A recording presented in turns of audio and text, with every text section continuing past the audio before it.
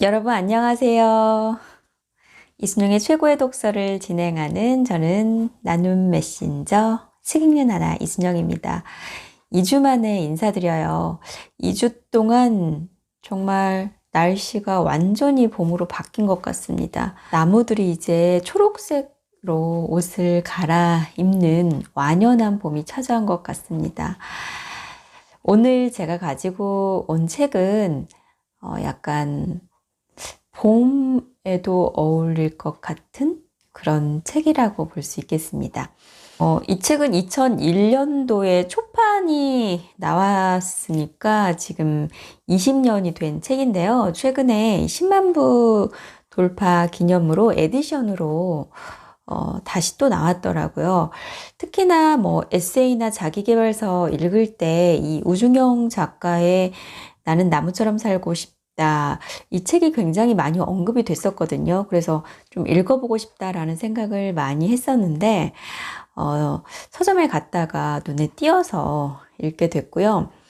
뭐, 많은 작가분들도 이 책을 많이 추천하기도 했는데, 또 김수환 추기경 역시도 이 책을 추천했더라고요. 책 표지에 보면 나는 이 책이 지친 우리들의 삶을 위로해주고 오늘을 버텨낼 힘을 줄 거라고 생각합니다. 라고 김수환 추기경의 이 추천서가 써 있습니다. 우중영 작가는 원래 천문학자가 꿈이었는데 색약 판정을 받게 됩니다. 그래서 고등학교도 그만둔 채 정처 없이 방황을 하다가 군대 제대 후에 중동으로 건너가서 많은 돈을 벌게 됩니다. 그리고 한국으로 돌아와서 이 원예 농장을 하게 되는데 벌었던 돈을 모두 까먹게 된 거예요. 폭삭 망하게 된 거예요. 그래서 정말 삶을 포기하고 싶을 정도로 답답한 마음을 가지고 북한산에 오르게 되는데 이 북한산 꼭대기에서 우연히 바위 틈에서 꿋꿋하게 자라고 있는 소나무를 발견하게 됩니다. 여러 가지 악조건 속에서도 저렇게 잘 꿋꿋이 버텨내고 있는 소나무를 보면서 아, 나도 저렇게 나무처럼 힘을 내서 살아야 되겠다. 마음을 고쳐먹고 다시 내려와서 이제 아픈 나무들을 돌봐주는 나무병원을 차리게 되는데요. 30년 동안 아픈 나무들을 또 치료해주는 나무 의사로서 활동을 하게 됩니다. 이 책은 이 30년 동안 우중영 작가가 나무들을 돌보면서 그 속에서 느낀 삶의 지혜에 대한 내용들인데요. 35가지 이야기로 꾸며져 있습니다. 나무를 통해서 배운 삶의 지혜와 또 위로를 받았던 그런 경험들을 담담하게 풀어내고 있는데요. 각 주제에 해당하는 나무들의 사진도 실려 있어서 나무 공부도 자연스럽게 할 수 있게 되다 보니까 또 관심을 갖지 않았던 나무들에도 관심을 갖게 되고 나무를 더 사랑해야 되겠다라는 마음이 생기더라고요. 실제로 이 우중영 작가는 책에서 그렇게 밝힙니다. 이 책을 읽고 위로도 받고 삶의 지혜도 얻길 바라는 한편 또 나무에게도 좀 사랑을 쏟았으면 좋겠다. 이런 말씀을 하시는데요. 아마도 많은 독자들이 그러한 저와 같은 마음을 느끼지 않을까 하는 생각을 해봤습니다.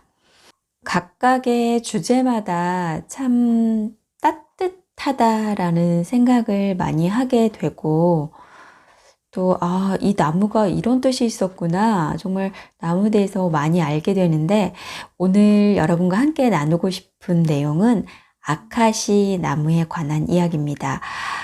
이 아카시 나무와 관련된 주제로는 삶이 그대를 속일지라도 라는 제목으로 이 아카시 나무 관련해서 내용을 써주셨거든요. 함께 읽어드릴게요. 어릴 적 아카시아 나뭇가지를 잡아들고 친구들과 가위바위보를 하며 누가 먼저 나뭇잎을 다 떼나 내기를 했던 기억이 눈에 선하다. 탐스럽게 달린 흰 꽃송이에서 꿀을 따먹기도 하고 동무들과 어울려 나무 등거를 타기도 했던 아카시아 나무. 그러나 우리가 흔히 아카시아라고 알고 있는 나무의 진짜 이름은 아카시다. 진짜 아카시아 나무는 열대지방에서만 자라는 나무로 그 생김새가 아카시와는 전혀 다르다. 개인적으로는 아카시라는 이름보다 왠지 모를 달콤함이 느껴지는 아카시아라는 이름이 훨씬 더 좋지만, 이름이야 어찌 되었건 간에 아카시 나무는 우리 추억 속에 자리 잡고 있는 몇 안 되는 나무 중 하나다.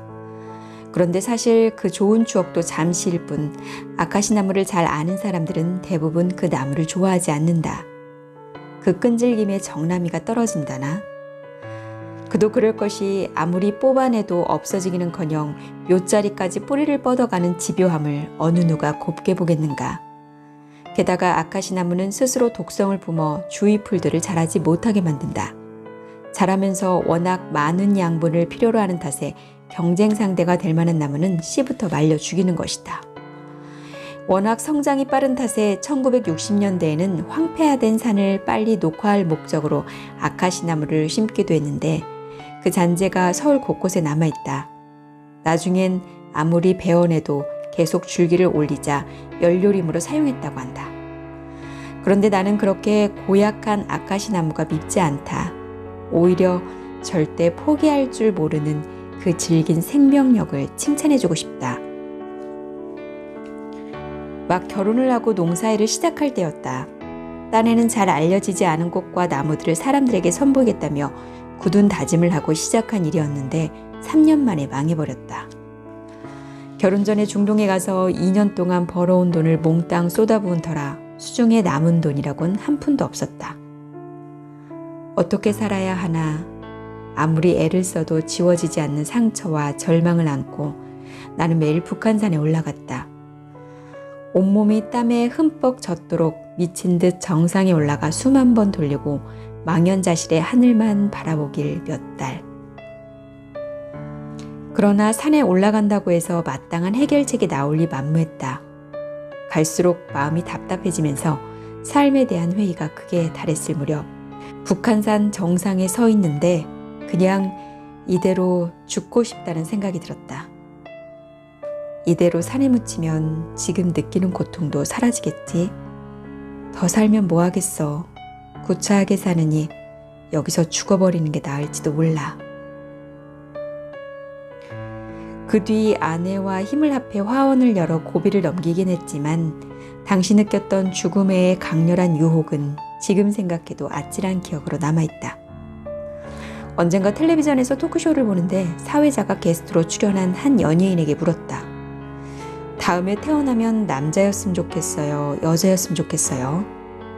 그런데 그 질문에 그녀는 화들짝 놀라 이렇게 말했다. 저는 남자로든 여자로든 다시 태어나고 싶다는 생각이 안 드네요. 한 번 사는 것도 이렇게 힘든데 이런 걸 2번이나 하라고요? 저는 사양할래요. 그 말에 웃음을 터뜨리던 대다수의 방청객들은 곧이어 맞아 맞아 하며 고개를 끄덕였다. 그렇다. 사실 한 번 사는 것도 이렇게 힘겨워하는 우리들이다. 왜 그렇게 아프고 구질구질한 일이 많은지. 그래서 가끔은 스스로를 대견해야 한다. 이렇게 살기 힘든 세상인데 살아 숨쉬는 것만으로도 용하다고. 아마도 이 때문일 게다. 내 눈에 아카시 나무가 아름답게 비치는 것은. 그럼에도 불구하고 살아간다는 것. 아무리 좋은 환경에 풍족한 영양분을 주어도 잎을 떨구고 죽어가는 나무들에 비하면 어떻게든 살아가려는 모습이 기특하지 않은가. 베어내고 베어내도 있는 힘을 다 끌어모아 새순을 올리고 꽃을 피우는 아카시 나무를, 그래서 나는 감히 나무랄 수가 없다. 우리나라에서 자라는 아카시 나무엔 유독 가시가 많은데 그것은 하도 많은 사람들에게 구박을 받다 보니 나무가 자기 방어책으로 만든 결과물이다.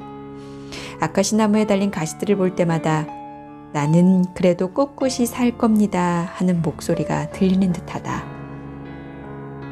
북한산에서 죽음의 충동을 느꼈던 순간이 없었더라면 나 역시 아카시 나무를 천덕꾸러기 취급했을지도 모른다. 그러나 그 아찔했던 경험 덕에 지금 이 순간 살아 숨쉬며 삶을 영위한다는 것이 얼마나 값진 일인가를 이제는 알 것 같다. 그래서일까? 나는 아카시 나무 앞에만 서면 마음이 숙연해진다. 내게 아카시 나무는 이렇게 속삭이는 것만 같다. 힘이 들어도 절대 포기하지 말라고.